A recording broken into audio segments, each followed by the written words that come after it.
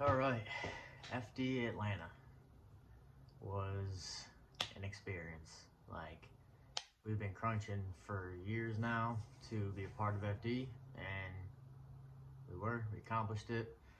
Wasn't our best showcase, but it's all right. We got our feet wet. We know what the format's like. We know the car is gonna be capable. Um, Once we sort out some issues, we basically just battled mechanical issues all weekend. Just tiny little build gremlins that just kept popping up after we fix one, another one to pop up, and just so on and so forth. So we're gonna do a little video recap and kind of just run you guys through the crazy week that me and the team had, because you almost can't make it up from what we went through. But I feel like everybody says that, but I'm gonna run you through and let you know our uphill battle to before we're able to drive down the Atlanta hill. So start it off.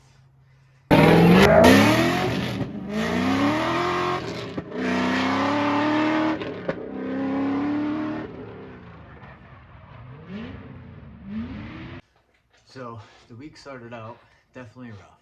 We went to testing, broke a diff in the third lap, had some overheating issues, broke the trans, ended up damaging the dog, so that was not a great start to testing the car.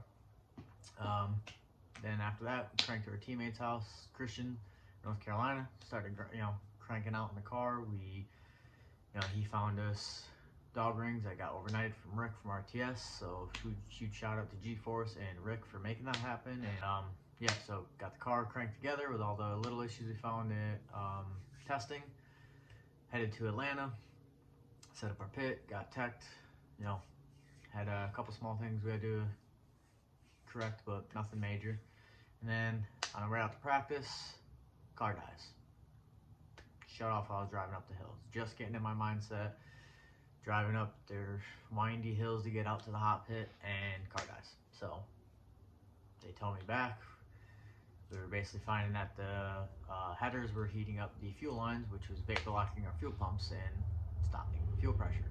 So we battled that, and we battled belt issues and throttle cable issues. So we got 2 laps in practice.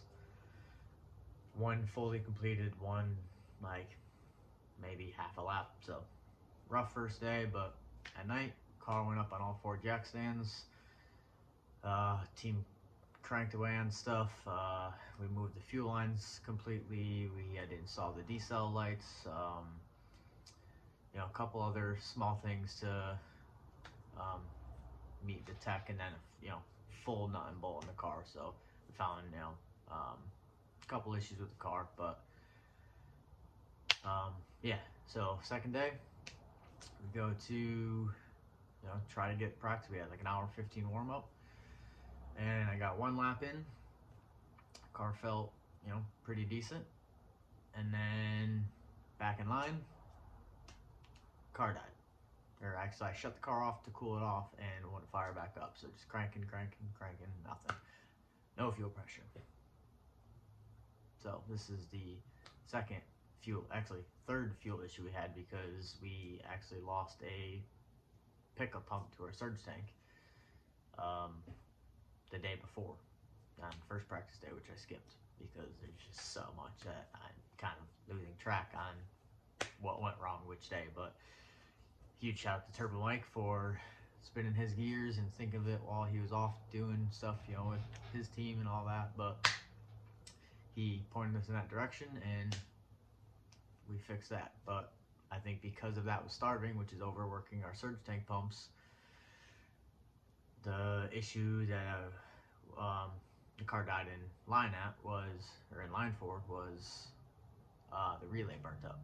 So kind of, one thing just weakened the next, and so on and so forth. So we had 1 lap in practice before qualifying in the warm-up session, and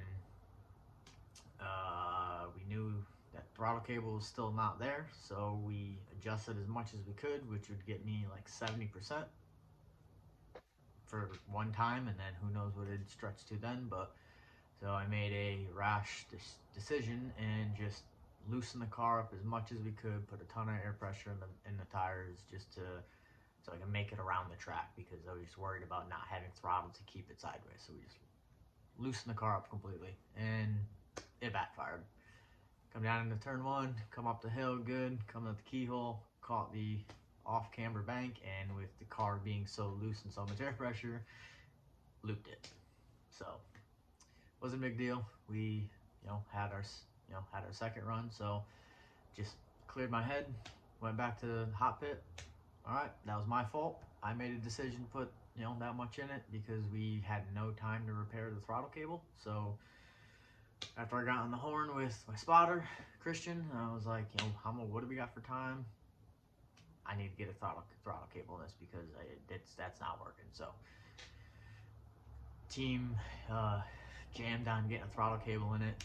As soon as I got that word that we had plenty of time, helmet came off. I'm upside down in the driver's seat, taking it off the pedal. My old man is getting the next throttle cable that was too short, but we were just making work for qualifying, getting that thing ready, and the team was helping him, and just everybody was just on it. So we ended up getting a throttle cable in it, which didn't give us complete full throttle. It was somewhere around, I think, 75% that we kept, getting somewhat consistently. So we went back to our setup that we knew was working, kind of just a mild setup, nothing too gripped up, nothing too loose, and finished just in time to have our second qualifying run. So come down the hill, throw it in. Wasn't the greatest line. I think I completely missed outer zone 2 just because didn't know the track, so I didn't want to push too aggressively, because I know that corners, it bit me in my first qualifying run, but I know that corner's been biting people from dragging you off track. So I just played it safe, wanted to get around the track, put a score on the board, and gave us a 70. So it was literally just enough to make the show. We qualified 32nd, and I've never been stoked about a 70 before, because we're always usually very consistent with our qualifying runs. I concentrate big time on making sure that our line's on point, we understand the track, but it didn't happen with all the mechanicals we were battling. I think my second qualifying lap was my 4th overall lap of the entire weekend. So we made it from point A to point B. We were in the show, but car still wasn't fully figured out. We still had work to do overnight, and being 32, we pulled #1 qualifier. So first battle in FD was not the easiest, which we were ready for. Not intimidated by any other driver, where everybody's there who can thrash. Like, I know I'm here for a reason. So we got a throttle cable in the car. It still was giving us issues, so we adjusted as much as we could. I think I had like 85%, and then if I floored it once, it would stretch and drop down. So I knew, having #1 qualifier, Ben Hobson, we were gonna have to use all that throttle coming down the hill so we didn't get gapped, and we did. Come down the hill, thought he was gonna leave us right away, so I stayed on it, and as soon as he did his move, I came in, and a little bit too hot. I think he was on handbrake a little bit longer than I expected, and we hit him, caused a bunch of space, obviously messed up my chase, followed him in lead, so we're at a huge deficit. And we rotate, I come down the hill, throw it in, got interclip 1 pretty decent, filled the zone coming up, stayed excuse me, stayed in the next zone too long. The off camber hill sucked us in again, put the one tire in the dirt, and just looped us around. So just didn't have the track time we needed, didn't have the car we needed, pretty much. I mean, when the car worked, the thing works, but those little gremlins were just stacking up and stacking up. So it definitely put a definitely put a deficit in our driving for that, but it's only issues. Didn't knock me down at all. Just taught us more. The team absolutely killed it. The boys worked hard.